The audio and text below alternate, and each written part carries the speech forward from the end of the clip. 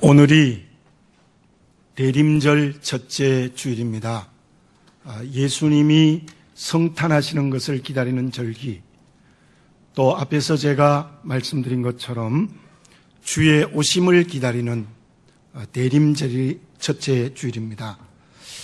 그래서 오늘과 다음 주일과 그 다음 주일 우리 세 번에 걸쳐서 마태복음 25장을 설교를 하겠습니다.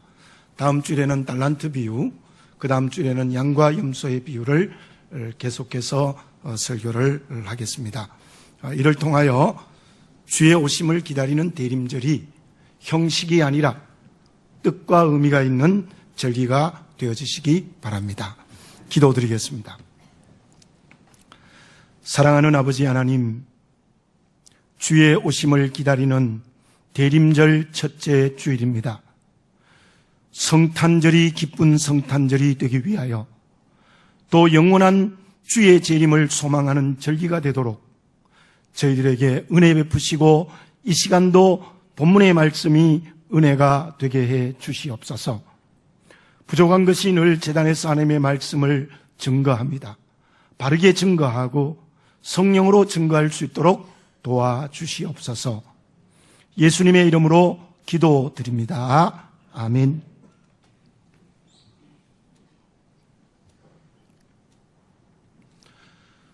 올해로 21살이 된 피아니스트 조성진 군이 있습니다. 올해 17회 쇼팽 피아노 콩쿠르가 일본에서 열렸는데 우리나라 사람으로는 처음으로 우승을 했습니다. 전 세계의 음악 영재들이 갈고 닦은 실력으로 참여했는데 어떻게 조성진 군이 우승을 할 수 있었겠습니까? 박혜린 씨는 이렇게 평가를 했습니다. 조성진 군은 기술로 1등을 한 것이 아니라 그 기술에 또 다른 것이 있었기 때문이다. 그것은 많은 사람을 감동시킨 것이라고 평가를 했습니다. 저는 그 보도를 보고 그때 조성진 군이 연주한 쇼팽의 피아노 협주곡 1번을 들어보았습니다. 음악에 대해서 잘 알지 못하지만 실로 제 마음이 두근거리고 제 마음 속에도 큰 감동을 주었습니다. 피아노 실력이 사람을 감동시켰기 때문에 세계에서 1위를 할 수 있었던 것이죠. 피아노 연주만 그렇겠습니까? 어떤 분야에서든지 자기가 하는 일을 통하여서 사람을 감동시킨다면 그 사람이 진짜 능력이 있는 사람이라고 말을 할 수 있습니다. 어떤 사람은 이 세상의 삶을 살면서 사람을 감동시키기 때문에 인생을 성공합니다. 그러나 어떤 사람들은 사람을 감동시키지 못하기 때문에, 마음을 움직이지 못하기 때문에 인생을 실패하는 경우도 많습니다. 우리가 아버지라고 부르는 하나님은 우리와 전혀 다른 거룩하고 전능하시고 영원하신 신이심에 틀림이 없습니다. 그러나 그 하나님 아버지는 인격을 가지시고 저희들과 소통하기를 원하십니다. 아버지 하나님은 그래서 사랑이 많으십니다. 그래서 의로우십니다. 그리고 어떨 때는 가슴의 마음을 아파하실 때도 있습니다. 그러한 아버지 하나님께서 저와 여러분들의 삶을 보시고 감동하신다면 그것이 살아있는 그리스도인의 길이라고 말을 할 수 있습니다. 그러나 하나님 아버지가 우리의 오늘의 삶을 보고 마음 아파하신다면 제대로 된 그리스도인의 길을 걸어가는 것이 아닙니다. 오늘 예수님께서 본문의 비유에 10처녀의 비유를 하고 계십니다. 슬기로운 5처녀가 있습니다. 슬기롭다는 뜻은 지혜롭고 분별력이 있다는 뜻입니다. 다시 말씀드리면 이 슬기로운 5처녀는 신랑을 감동시킨 사람에 틀림이 없습니다. 신랑의 마음을 두근거리게 하고 신랑을 감동시켰기 때문에 이 슬기로운 다섯 처녀는 신랑과 혼인잔치에 들어간 것입니다. 그러나 미련한 다섯 처녀, 여기에 미련하다는 뜻은 우둔하다, 또 우리말의 다른 말로 표현하면 얼이 빠졌다라는 그런 뜻입니다. 어리석은 다섯 처녀들은 어떤 사람들입니까? 그 사람들은 신랑을 감동시키지 못했습니다. 신랑의 마음을 사랑의 마음으로 가득 채울 수가 없었던 것입니다. 그러므로 신랑과 혼인잔치에 들어갈 수 없었던 것이죠. 우리가 잘 아는 다윗과 사울의 차이가 무엇이겠습니까? 사도행전에서 바울이 다윗에 대한 설교를 하면서 이렇게 말했습니다. 다윗은 하나님의 마음에 맞는 사람, 개역 성경에는 하나님의 마음에 합한 사람이라고 했습니다. 그 말씀의 뜻이 무엇일까요? 다윗의 오늘의 삶은 언제나 하나님을 감동시켰다는 겁니다. 다윗의 여러 가지의 삶이 하나님께 감동을 시켰지만 법궤가 예루살렘에 처음 들어오던 날, 다윗은 왕복을 벗고 제사장이 입는 에봇옷을 입고 덩실덩실 춤을 추었습니다. 살갗이 드러나도록 춤을 췄어요. 얼마나 좋았던지. 아내 미갈이 왕이 채신머리 없다고 했다가 하나님의 심판으로 아이를 낳을 수 없게 되어졌지 않습니까? 다윗은 그때 왕이었지만 어린아이처럼 덩실덩실 춤을 췄다. 하나님이 얼마나 이뻐했겠습니까? 얼마나 귀여워했겠습니까? 하나님이 다윗의 삶을 보고 감동하신 것입니다. 그러나 사울은 어땠습니까? 자기의 의를 드러냈습니다. 결국 권력의 노예가 되었고 제사장이 지내야 하는 제사를 대신 지내버리는 교만의 자리까지 갔습니다. 그때 성경에 보면 하나님이 사울을 버렸다 그랬습니다. 하나님이 사울왕을 버렸다는 것은 무엇입니까? 하나님의 마음을 아프게 한 겁니다. 하나님을 감동시키지 못한 것입니다. 미련한 다섯 처녀들처럼 오늘 저와 여러분들의 모습이 주님을 감동시키지 못한 삶을 살고 있지 않습니까? 슬기로운 다섯 처녀처럼 오늘 우리의 삶을 하나님이 보시고 주님이 보시고 감동하는 삶을 살고 있습니까? 히브리서 11장 6절에 이런 말씀이 있습니다. 믿음이 없이는 하나님을 기쁘시게 하지 못하나니, 믿음이 없으면, 믿음의 삶이 없으면 하나님을 기쁘게 하지 못한다. 그 말씀은 하나님을 감동시키지 못한다는 것입니다. 오늘 우리의 믿음과 삶이 슬기로운 다섯 처녀가 되어 내 영적인 신랑이신 예수님을 감동시키게 하는, 우리 주님을 기쁘시게 하는 생명의 길을 걸어가는 그리스도인이 되어져야 될 줄로 믿습니다.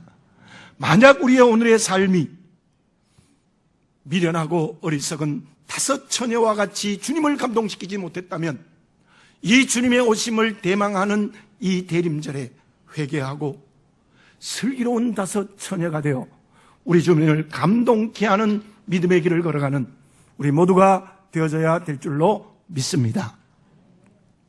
그러면 믿음으로 주님을 감동케 하는 슬기로운 다섯 처녀는 어떤 사람들입니까?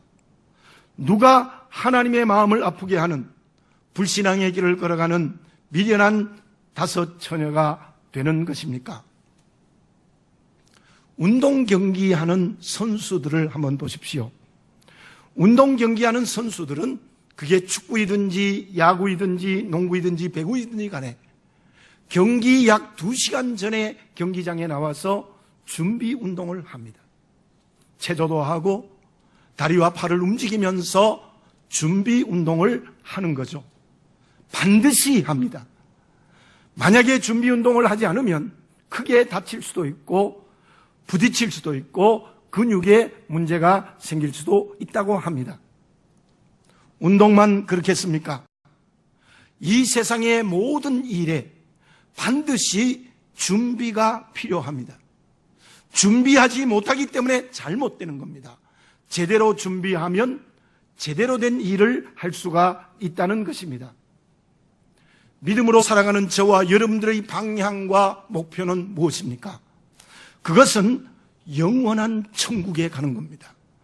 영원한 천국에 가서 주님에게 구원받고 상급받는 길을 걸어가는 것이 우리의 방향과 목적입니다.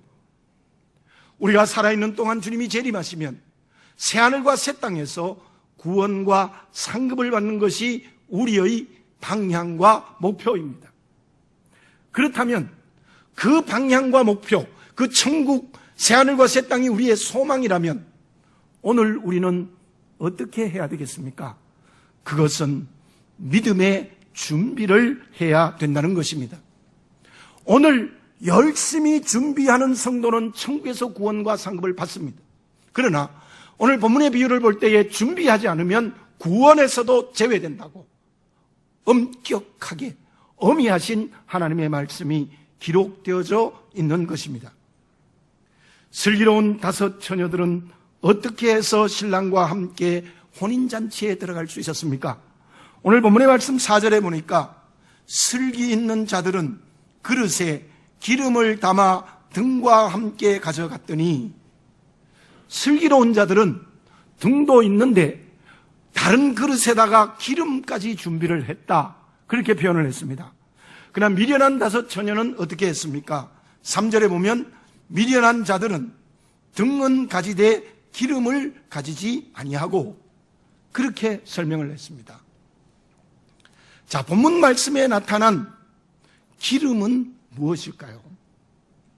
대부분의 성경학자들이 인정하는 게 무엇인가 하면 성령이 우리를 가르치시는 것, 또한 성령이 말씀으로 나를 새롭게 하는 것이 기름이다. 그러니까 성령이 가르치시고 성령이 말씀으로 나를 새롭게 하시는 것이 기름이다, 그렇게 표현을 하고 있습니다. 그렇다면 등과 기름은 어떤 의미를 가지고 있을까요? 등이라는 것은 오늘 우리에게로 적용하면 신앙적 외형입니다. 예배를 드리고 기도를 드리고 말씀을 읽고 하는 그런 신앙의 외형입니다. 기름은 무엇일까요? 기름이라는 것은 바로 신앙의 내용을 얘기하는 겁니다. 말씀대로 사는 것, 기도의 응답대로 사는 것, 성령의 가르침과 말씀으로 새롭게 하심대로 사는 것이 기름입니다. 예수님께서는 가장 강하게 비판한 사람이 바리새인들입니다. 이 바리새인들은 어떻습니까? 율법을 잘잘잘 외웁니다. 하루에 3번씩 기도합니다. 그런데 그들의 신앙의 외형에 등은 있는데 그 기도와 말씀이 삶이 되지 못하는 내용이 없었던 겁니다. 그래서 예수님께서는 외식하는 자들아, 아주 강하게 그들을 책망하셨던 것입니다. 그렇다면 우리의 오늘의 본문의 말씀은 분명히 알 수 있습니다. 슬기로운 5 처녀는 신앙의 외형과 함께 그 안에 신앙의 내용이 있는 사람, 미련한 5 처녀는 신앙의 외형은 있는데 신앙의 삶의 내용이 없는 사람입니다. 자, 그렇다면 등이 있고 그 등을 위하여 기름을 준비를 잘 했다는 것은 구체적으로 무엇이겠습니까? 삶을 실천하는, 믿음의 삶을 실천하는 우리의 삶의 구체적인 내용은 무엇이겠습니까? 월나라에 한민이라는 사람이 있었습니다. 그 사람에게는 반도라는 명마가 있어서 경기에 나갈 때마다 우승을 했어요. 그래서 상금을 받아서 반도라는 말 때문에 한민이 큰 부자가 되어졌습니다. 그런데 한민이 어느 날 가만히 생각해 보니까 반도와 같은 말이 한 마리만 더 있으면 내가 벼락부자가 되겠구나, 그렇게 생각하고 바오라는 말을 큰 돈을 주고 명마라고 생각해서 샀어요. 그리고는 바오에게 온갖 정성을 다 드립니다. 훈련시키고 좋은 음식을 주고 그렇게 하다가 보니까 반도를 소홀히 여겼어요. 반도가 영영 실조에 걸려서 대회에 나갔는데 중간에 쓰러져서 은퇴할 수밖에 없게 되어졌어요. 그러면 바오라도 경기를 잘하면 좋겠는데 바오는 나가면 중간쯤밖에 못해요. 제대로 달리지를 못해요. 그래서 결국 시간이 지나자 이 한민인 사람이 쪽박을 찼다는 이야기입니다.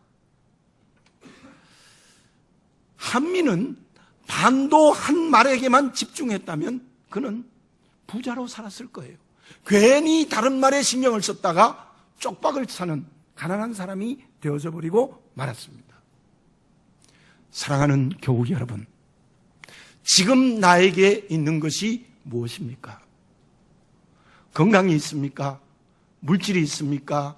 지위가 있습니까? 자녀가 있습니까?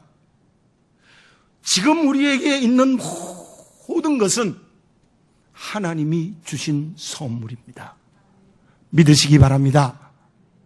그런데 내 것을 붙들고 우리는 어떻게 생각하느냐 하면 대부분의 사람들이 나는 왜 저 사람보다 우월하지 못한가? 나는 왜 저 사람보다가 특별하지 못한가? 저 사람은 부자인데 나는 왜 이렇게 가난한가? 저 사람은 높은 자리에 올라갔는데 나는 왜 이 모양인가? 저 사람은 건강한데 나는 왜 이렇게 건강하지 못한가? 전부 비교하면서 열등의식을 가지고 살아가는 게 인간입니다. 우리가 흔히 말하면 남의 떡이 더 크게 보입니다. 똑같아도요, 심지어 나보다 못해도 그게 더 좋아 보여요. 그래서 온갖 열등의식으로 패배의식을 가지고 삶을 살아가고 있는 것입니다. 저와 여러분, 지금 내게 있는 모든 것, 하나님이 주시는 은혜의 선물임을 믿으시기 바랍니다. 비록 좀 가난해도, 비록 좀 건강이 못해도, 비록 좀 못생겨도, 비록 좀 부족해도, 비록 자녀의 기업을 받지 못하더라도 지금 내게 있는 것은 하나님이 주시는 최선의 선물입니다. 어떻게 해야 될까요? 그 모든 것을 하나님의 뜻대로 사용하는 사람, 그 사람이 기름을 준비한 다섯 처녀입니다. 그러나 그것을 내 마음대로, 내 욕심대로, 내 뜻대로 사용하는 사람은 미련한 다섯 처녀입니다. 등과 기름을 준비했다는 것은 내게 있는 모든 세상의 가치들을 하나님의 뜻대로 살아가는 사람, 내게 있는 모든 것을 하나님이 주신 선물이라고 만족하고 하나님의 뜻대로 사용하는 사람이 슬기로운 다섯 처녀입니다. 베드로와 가룟 유다의 차이가 무엇일까요? 가룟 유다는 12제자 중에 가장 지성인이었습니다. 유일하게 한 사람 남쪽 지방의 신분도 양반이었습니다. 지성적인 실력도 있었습니다. 그런데 이 가룟 유다는 제자가 되었지만 그 모든 것을 주님의 뜻대로 사용하지 않았어요. 오히려 주님을 이용하여 자기의 꿈을 이루려고 했던 사람이 가룟 유다예요. 결국 그는 그로 인하여서 예수님을 은삼십에 팔았고 제자로서 제외되어져 버리고 말았습니다. 그러나 베드로는 어떻습니까? 실수도 많이 했습니다. 잘못도 많이 했습니다. 그러나 베드로가 성령 받기 이전에도 제자로 훈련받을 때에도 언제나 주님께 자기의 전부를 드렸습니다. 한 번은 사단이라는 말을 들었지요. 주님 십자가를 지면 안 됩니다. 내가 죽을지언정 주님은 죽으면 안 됩니다. 그렇게 얘기했다가 사탄아 물러가라는 주님의 책망을 받았지만 그때 베드로의 자세가 무엇입니까? 주님, 내가 죽어도 주님은 죽으면 안 됩니다. 주님께 자기의 전부를 드리는 사람이 베드로였습니다. 그는 주님의 제자가 되어 수제자가 되었고 거꾸로 십자가에 못 박혀 순교할 때까지 하나님이 쓰시는 귀한 그릇이 되어진 것입니다. 등은 있는데 기름이 없는 미련한 신부가 아닙니까? 신앙의 모양은 있는데 내게 있는 건강과 지위와 물질과 능력을 주의 뜻대로 사용하지 못하는 미련한 다섯 처녀가 아닙니까? 디모데전서 4장 15절에 바울은 이렇게 말씀하고 있습니다. 이 모든 일에 전심전력하여 너의 성숙함을 모든 사람에게 나타나게 하라. 우리가 전심전력하여 우리에게 있는 모든 것을 하나님의 뜻대로 사용하는 믿음의 성숙이 있어야 된다는 겁니다. 중국의 세계적인 부자인 마위는 이런 말을 했습니다. 고래잡이로 큰 부자가 되는 것이 아니라 새우잡이로 큰 돈을 벌 수 있다. 이렇게 얘기를 했습니다. 물론 고래잡이라는 것은 아마 큰 규모를 얘기할 것이고 새우잡이로 큰 돈을 번다는 것은 작은 일에 성실함으로 말미암아 부자가 될 수 있다는 의미일 것입니다. 저와 여러분에게 하나님이 고래를 주셨든지 새우를 주셨든지 간에 그 모든 것들은 하나님이 주신 선물이라고 생각하고 그 모든 것을 주의 뜻대로 사용하는 살아있는 그리스도인이 되시기를 바라겠습니다. 그 사람이 슬기로운 5 처녀입니다. 그러면 기름을 준비한 5 처녀, 즉 내게 주어진 모든 하나님의 선물을 하나님의 뜻대로 사용하는 사람이 언제까지 그 일을 감당해야 되겠습니까? 한 번만 하면 되겠습니까? 언제까지 해야 되겠습니까? 저는 개인적으로 본문의 말씀을 읽고 묵상하면서 이렇게 깨달았습니다. 슬기로운 5 처녀는 기름을 준비했다는 말은 생명이 있다는 거예요. 그러나 미련한 5 처녀는 기름을 준비하지 않았다는 것은 생명이 없다는 겁니다. 자, 보세요. 슬기로운 5 처녀는 기름을 준비했다. 성령이 충만하다고 해석을 하는데 그 뜻이 무엇이겠습니까? 바로 기름을 준비하여 끝까지 등불을 환하게 켤 수 있었습니다. 다시 말씀드리면 슬기로운 5 처녀는 성령의 가르치심에 순종하고 성령께서 말씀으로 새롭게 하시는 것을 순종해 나가는 일이 끝까지 신랑이 올 때까지 마지막까지 그 생명을 유지해 나갔다는 겁니다. 좀 더 적극적으로 말씀드리면 이 슬기로운 5 처녀는 신랑이 올 때에는 생명이 더 풍성해지는 길을 걸어갔다는 거예요. 그러나 미련한 5 처녀는 성령의 가르침에 불순종하고 성령의 말씀에 불순종하여 새로워지지 않는 사람, 성령이 없다. 이 말은 생명이 죽었다, 생명이 없어졌다는 것입니다. 예수님께서는 요한복음 10장 10절에서 이렇게 말씀하셨죠. 내가 이 세상에 온 것은 너희로 생명을 얻고 그 생명을 풍성하게 하는 것이라, 그렇게 말씀하셨어요. 미련한 5 처녀, 처음에는 분명히 그 등에 기름이 있었던 것 같아요. 오늘 본문의 말씀 8절을 봅시다. 미련한 자들이 슬기 있는 자들에게 이르되 우리 등불이 꺼져가니 너희 기름을 좀 나눠달라 하거늘. 그러니까 등에는 기름이 처음에는 있었던 거죠. 그러나 점점 더 신랑이 오는 시간이 더디어지면서 기름이 다 떨어져서 불이 결국 꺼져가고 있었다는 거예요. 무슨 말입니까? 미련한 5 처녀는 생명이 점점 더 없어지고 결국 그 생명이 죽어버린 거예요. 그래서 어떻게 했습니까? 기름을 준비한 처녀들에게 우리 좀 나눠달라 하니까 우리가 쓰기에도 부족하다. 그래서 기름을 사러 간 사이에 주님은 오셨고 문은 닫혀버렸습니다. 열어주십시오, 열어주십시오. 아무리 외쳐도 내가 너희를 알지 못한다고 강한 책망을 받았습니다.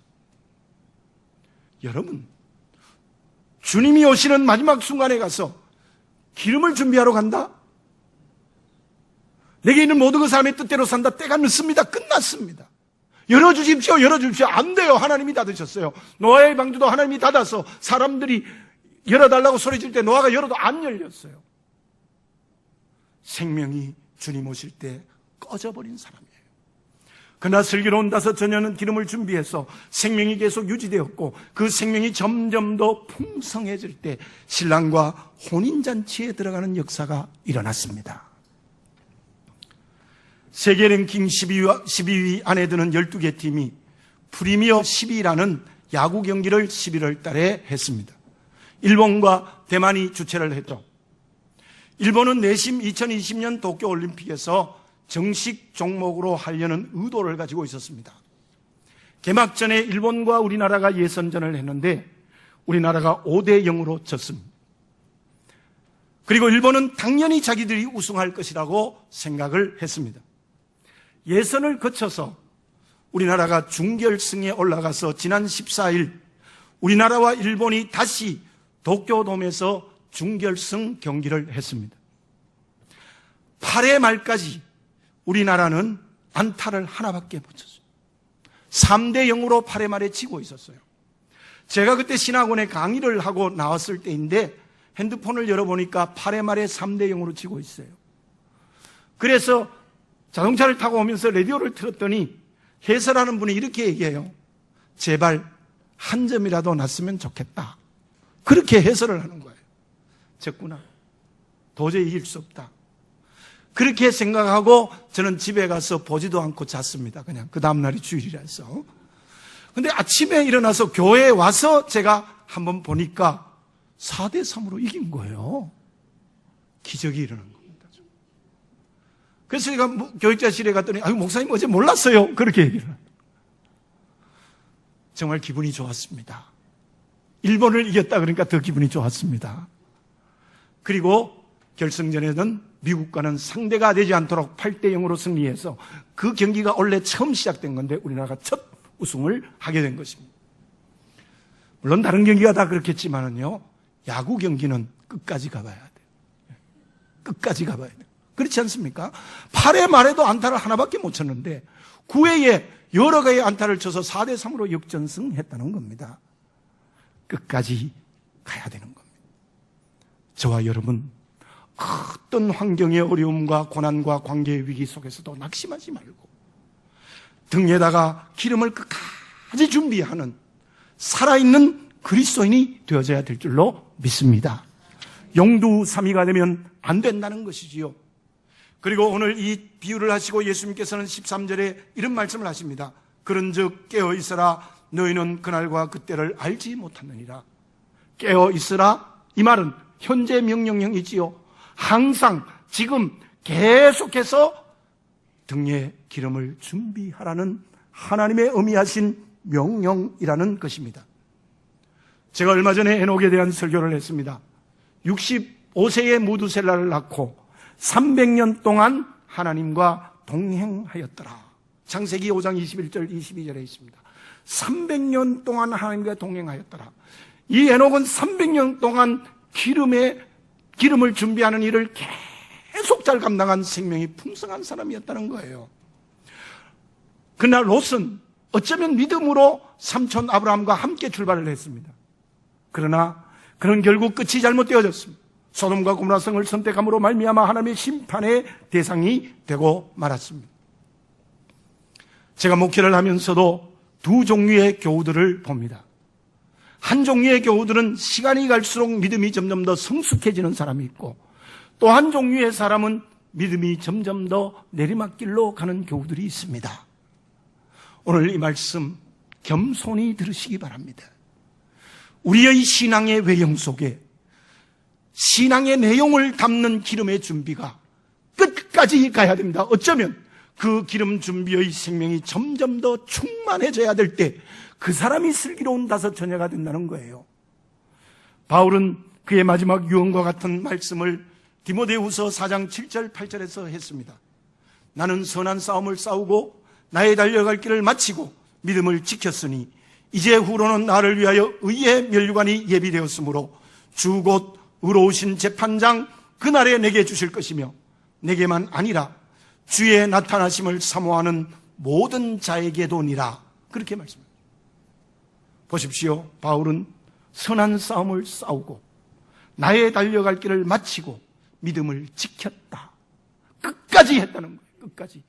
순교할 때까지 믿음을 지키고 순교할 때까지 선한 싸움을 싸우고 순교할 때까지 달려갈 길에 믿음을 잘 달려가서 이제 후로는 나에게 의의 면류관이 예비되었다는 분명한 소망을 가지고 있었던 것입니다. 저와 여러분, 중도에서 탈락하지 마십시오. 용두사미가 되지 마십시오. 여러분의 믿음이 삶으로 점점 더 자라나는, 생명이 계속해서 풍성하는 일을 천국 갈 때까지, 주님 오실 때까지 감당하는 슬기로운 다섯 처녀가 되어져야 될 줄로 믿습니다. 그 길이 어렵습니다. 힘들 수 있습니다. 고난이 올 수 있습니다. 손해가 날 수도 있습니다. 그러나 그 고난의 길 속에서도 기름을 준비한 슬기로운 다섯 처녀가 되면 성령께서 내 마음에 기쁨을 주시고 뿐만 아니라 땅의 기업인 나의 쓸 것을 채워주시는 은혜도 허락하여 주실 줄로 믿습니다. 중국의 남북조 시대에 유신이라는 시인이 있었습니다. 그 시인이 징조곡이라는 시에서 이런 말을 했어요. 낙기 실자 사기수, 음기유자 최기원. 그 말이 요즘 고사성어로 말하면 낙실사수, 음수사원이라는 뜻입니다. 그 뜻이 무엇인가 하면은 열매를 딸 때는 그 나무를 생각해야 되고 물을 마실 때는 그 근원을 생각해야 된다. 그 뜻입니다. 이번에 김영삼 대통령이 돌아가시는 빈소에 이회창 전 한나라당 대표가 와서 방명록에 쓴 말이 무엇이냐 하면 음수사원이란 말입니다. 물을 마실 때에는 그 물이 어디에서 왔는지를 생각해야 된다. 아마 그 말은 김영삼 대통령을 아마 추모하는 말이었을 것입니다. 이 대한민국의 민주화는 김영삼 대통령을 통하여 이루어졌다는 그런 뜻이었을 것입니다. 그러나 저와 여러분들 이 낙실사수 음수사원이란 말을 신앙적으로 생각하시기 바라겠습니다. 우리는 영원한 천국의 구원을 받아야 됩니다. 영원한 천국의 상급을 받아야 됩니다. 천국의 영원한 구원과 상급의 원인이 어디에 있겠습니까? 그것은 오늘을 등에다가 기름을 준비하는 슬기로운 5 처녀가 될 때입니다. 기도드리겠습니다. 사랑하는 아버지 하나님, 저희들 자신을 생각해 보게 해 주시옵소서. 영원한 천국의 구원과 상급을 소망하는 우리들, 등에 기름을 준비한 5 처녀처럼 우리의 모든 세상의 가치와 같은 하나님의 선물들을 하나님의 뜻대로 사용하는 생명이 풍성해지는 것이 주님 오실 때까지, 천국에 갈 때까지 이루어갈 수 있는 은혜 더하여 주시옵소서. 미련한 5 처녀처럼 저희들은 우리에게 있는 세상의 가치들을 내 마음대로 내 멋대로 온갖 욕심과 세속화의 길로 걸어가고 있지 않습니까? 그래서 생명의 불이 꺼지고 있지 않습니까? 성령이 없어지고 있지 않습니까? 그들은 구원에서도 제외된다는 엄의하신 하나님의 음성을 듣는 이 시간 되게 하여 주시옵소서. 사랑하는 아버지 하나님, 우리 모두 지혜로운 등에 기름을 준비하는 5 처녀가 되게 해 주시옵소서. 예수님의 이름으로 기도드립니다. 아멘.